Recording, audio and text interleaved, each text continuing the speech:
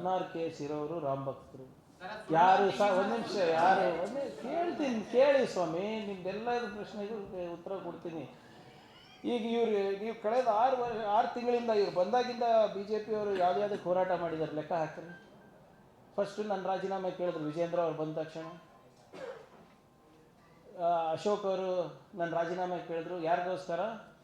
ಇಲ್ಲಿ ಯಾವನೋ ಅವ್ರ BJP ಅಭ್ಯರ್ಥಿ ಅವನೇ ಆಕ್ಸಿಡೆಂಟ್ ಮಾಡ್ಕೊಂಡು ಕೊಲೆ ಯತ್ನ ಅಂತ ಹೇಳಿದ್ರು.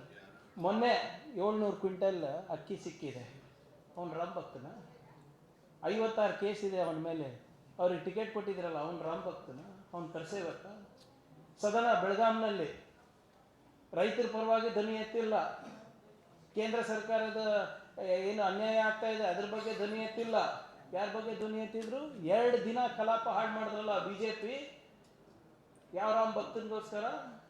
ಪೃಥ್ವಿ ಸಿಂಗ್ ಅಂತ ಅವನ ಹೆಸರು, ಪೃಥ್ವಿ ಸಿಂಗ್. ಅವನೇ ಇಟ್ಕೊಂಡು ಅವನೇ ಮಾಡ್ಕೊಂಡು ಅವನಿಗೋಸ್ಕರ ಕಲಾಪ ಹಾಳು ಮಾಡಿದ್ರು. ಅವನ ರಾಮ್ ಭಕ್ತ? ಅವ್ರ ಮೇಲೆ ಏನೋ ಮಾರಕ ಶಸ್ತ್ರಗಳು ಇಡೋ ವಿಡಿಯೋ ಇದೆ. ಗಾಂಜಾ ಅವನ ಹೊಲದಲ್ಲಿ ಬೆಳೆಸ್ತಾನಂತ ಅವನೇ ಹೇಳಿರುವಂಥ ವಿಡಿಯೋ ಇದೆ. ಅವನು ರಾಮ್ ಭಕ್ತ? ಈ ಮೊನ್ನೆ ಹುಬ್ಳಿ ಪ್ರಕರಣದಲ್ಲಿ 16 ಕೇಸ್. ಅವು ಬರೀ ಇದು ಒಂದೇ ಅಲ್ಲ, ಹೈಕೋರ್ಟು ಒಂದು ಆದೇಶ ಕೊಟ್ಟಿದೆ, ಲಾಂಗ್ ಪೆಂಡಿಂಗ್ ವಾರೆಂಟ್ ಕೇಸಸ್. ಇದು ಅರ್ಥ ಆಗುತ್ತಾ BJPಯವರಿಗೆ? ಲಾಂಗ್ ಪೆಂಡಿಂಗ್ ವಾರೆಂಟ್ ಕೇಸಸ್ ಅನ್ನ ನೀವು ಪರಿಶೀಲನೆ ಮಾಡಿ ಅದಕ್ಕೊಂದು ಅಂತ್ಯ ಕಾಣಬೇಕು ಅಂತ ಹೇಳಿದ್ದಾರೆ. ಅವಾಗ ಇಡೀ ರಾಜ್ಯದಲ್ಲಾಗಿದೆ. 600ಕ್ಕಿಂತ ಹೆಚ್ಚು ಕೇಸಸ್ ಆಗಿದೆ. ಅಲ್ಲೇ ನಮ್ಮ ಹುಬ್ಳಿನಲ್ಲಿ 36 ಕೇಸ್ ಇದೆ. ಅದರಲ್ಲಿ ಈ ಪ್ರಕರಣನೂ ಒಂದು. ಇದೇ ಪ್ರಕರಣದಲ್ಲಿ 3 ಜನ ಇದ್ರಲ್ಲ, ಇಬ್ಬರಿಗೆ ಬೇಲ್ ಸಿಕ್ತು. ಅವ್ರ ಬಗ್ಗೆ ಯಾಕೆ ಮಾತಾಡಿಲ್ಲ BJPಯವರು? ಅವ್ರೇನು ಬೇಲ್ ತಗೊಂಡ್ರು?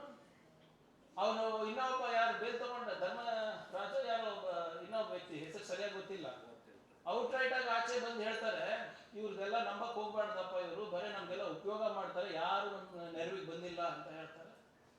ಇವ್ರು ಹೇಳ್ತಾರೆ ಕರ್ಸೇಬೇಕರು 16 ಕೇಸ್ ಹಾಕೊಂಡಿದ್ದಾರೆ. ಇಲ್ಲಿಗಲ್ ಸಾರಾಯಿ, ದೊಂಬಿ ಎಬ್ಸಕ್ಕೆ, ಮಟ್ಕಾ ಜೂಜು ಆಡ್ಸೋರಿಗೆ ನೀವು ಕರ್ಸೇಬೇಕ್ರು ಅಂತೀರೇನ್ರಿ? ಇಂಥವ್ರಿಗೆ ನೀವು ಬೀದಿಗೆ ಬಿಡ್ತೀರಾ? ಆಮೇಲೆ ಯಾರು ಹಾಕ್ಸಿರೋದು ಕೇಸ್ಗಳು? ನಾವು ಹಾಕ್ಸಿದೀವ ಈ 16 ಕೇಸು. ನೀವು ಹೇಳ್ಬೋದು 16 ಕೇಸ್ನಲ್ಲಿ 15 ಖುಲಾಸೆ ಆಗಿದೆ, ಒಂದು ಪೆಂಡಿಂಗ್ ಇದೆ ಅಲ್ಲ. 16 ಕೇಸ್ ಇರೋನಿಗೆ ನಾವು ಏನು ಹ್ಯಾಬಿಚುವಲ್ ಅಫೆಂಡರ್ ಅಂತಾರೆ ಲೀಗಲ್ ಟರ್ಮ್ಸ್ ನಲ್ಲಿ. ಹ್ಯಾಬಿಚುವಲ್ ಅಫೆಂಡರ್ ಆಯ್ತಪ್ಪ. ಈ ಕರ್ಸೇಬೇಕ್ರ ಬಗ್ಗೆ ಇಷ್ಟು ಪ್ರೀತಿ ಇದ್ದಿದ್ರೆ ಬೊಮ್ಮಾಯಿ ಹೋಮ್ ಮಿನಿಸ್ಟರ್ ಇದ್ರು, ಅಶೋಕ್ ಹೋಮ್ ಮಿನಿಸ್ಟರ್ ಇದ್ರು, ಏನ್ ಮಾಡ್ತಾ ಇದ್ರಿ? ಕತ್ತೆ ಕಾಯ್ತಾ ಇದ್ರ? ನೀವು ತೆಗಿಬೇಕಾಗಿತ್ತು ಕೇಸ್ಗಳು ಅವಾಗ. ಯಾಕೆ ತೆಗ್ದಿಲ್ಲ? ಎಲ್ಲ ಕರ್ಸೇವಕರು ಪ್ರಾಮಾಣಿಕವಾಗಿ ಯಾರು ಕರ್ಸೇವಕರು ಇದ್ದೀರಾ ನೀವು, ಯಾರು ನಿಜವಾದ ರಾಮ್ ಭಕ್ತರು ಇದ್ದೀರಾ ನೀವು, ದಯವಿಟ್ಟು ನಿಮ್ ಲೀಡರ್ಸಿಗೆ ಕೇಳಿ. ಅಶೋಕಣ್ಣ, ಯಾಕೆ ನೀವು ನಮ್ ಕೇಸ್ ವಾಪಸ್ ತಕ್ಕೊಂಡಿಲ್ಲ? ನಾವು ಧರ್ಮದ ಪರವಾಗಿ ಹೋರಾಟ ಮಾಡಿದ್ರಲ್ಲ, ನಿಮ್ ಪರವಾಗಿ ಹೋರಾಟ ಮಾಡಿದ್ರಲ್ಲ, ಯಾಕೆ ಕೇಸ್ ವಾಪಸ್ ತಕ್ಕೊಂಡಿಲ್ಲ? ನೀವೇ ಹೋಮ್ ಮಿನಿಸ್ಟರ್ ಇದ್ರಿ, ಬೊಮ್ಮಾಯಿಯವರೇ ಹೋಮ್ ಮಿನಿಸ್ಟರ್ ಇದ್ರಲ್ಲ, ಯಾಕೆ ತಕ್ಕೊಂಡಿಲ್ಲ? ಕೇಳ್ಬೇಕಲ್ಲ ಅವರಿಗೆ. ಇಂಥ ಹ್ಯಾಬಿಚುವಲ್ ಅಫೆಂಡರ್ಸಿಗೆ ನೀವು ಬೀದಿಗಿಳಿತೀರಾ? ರೈತರ ಪರವಾಗಿ ಇಳಿದಿಲ್ಲ, ಯುವಕರ ಪರವಾಗಿ ಇಳಿದಿಲ್ಲ, ಮಹಿಳೆಯರ ಪರವಾಗಿ ಇಳಿದಿಲ್ಲ, ಕನ್ನಡಿಗರಿಗೆ ಆಗ್ತಾ ಇರುವಂತ ಅನ್ಯಾಯ ಪರವಾಗಿ ಇಳಿದಿಲ್ಲ. ಇವ್ರಿಗೆ ರಾಮ್ ಭಕ್ತರು ಡೆಫಿನಿಷನ್ ಕೊಡ್ತೀರಾ ನೀವು? ಬಾಬಾ ಬುಡನ್ಗಿರಿ ಕೇಸ್ ಅಂತ ಹೇಳ್ತಾ ಇದ್ರಿ. ಅವ್ರ ಮೇಲೆ ಕೇಸ್ ಹಾಕಿದ್ದು ಯಾರು ಗೊತ್ತಾ ನಿಮಗೆ? BJP ಸ್ಟೇಟ್ ಪ್ರೆಸಿಡೆಂಟ್ ಆದಂಥ ಶ್ರೀ ಅಣ್ಣಾಮಲೈ ಅವರು. ಅವಾಗ ಅವರೇ ಇದ್ರಲ್ವಾ? ಮತ್ತೆ ನನ್ನ ಪ್ರಶ್ನೆ ಇಷ್ಟೇ, ನಿಮ್ಮ ಅವಧಿನಲ್ಲಿ ರಾಮ್ ಭಕ್ತರಿಗೆ ಯಾಕೆ ಪ್ರೊಟೆಕ್ಷನ್ ಕೊಟ್ಟಿಲ್ಲ?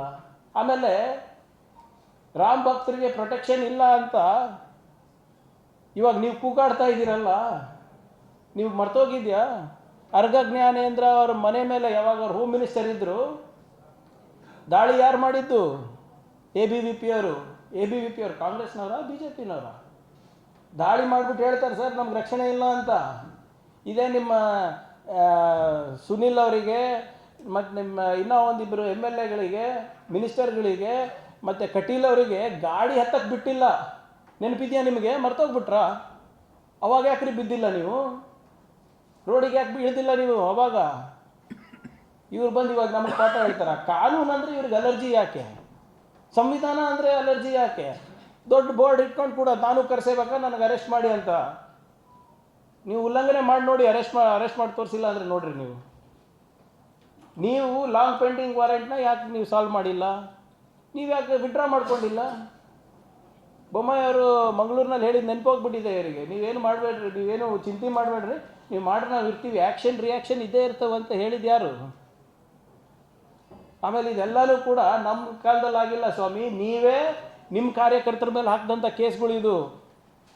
ನೀವು ಮಣಿಕಂಠ ರಾಠೋಡ್ ಇರ್ಬೋದು, ಅವ್ನು ಪೃಥ್ವಿ ಸಿಂಗ್ ಇರ್ಬೋದು, ನಿಮ್ಮ ಪೂಜಾರಿ ಇರ್ಬೋದು, ಬೇರೆ ಇರ್ಬೋದು, ಎಲ್ಲ ನಿಮ್ಮ ಅವಧಿನಲ್ಲೇ ಆಗಿದ್ದು. ನಮ್ಮ ಅವಧಿನಲ್ಲಿ ನಾವು ಕಾನೂನನ್ನು ಇಂಪ್ಲಿಮೆಂಟ್ ಮಾಡ್ತಾ ಇದ್ದೀವಿ. ಅದನ್ನು ಸಾಮಾನ್ಯ ಪ್ರಜ್ಞೆ ಬೇಕು. ಅದಕ್ಕೆ ನಾನು ಕರೆಸುವಾಗ ನನ್ನನ್ನು ಅರೆಸ್ಟ್ ಮಾಡಿ ಅಂತ ಇದ್ದಾರೆ. ಇದು ಇದು ಜವಾಬ್ದಾರಿ ಸ್ಥಾನದಲ್ಲಿರುವಂಥ ಮಾತಾಡೋರ ಮಾತುಗಳ ಇದು. ಕಾನೂನು ಉಲ್ಲಂಘನೆ ಮಾಡಿದ್ರೆ ನಿಮಗೂ ಅದೇ ಆಗುತ್ತೆ.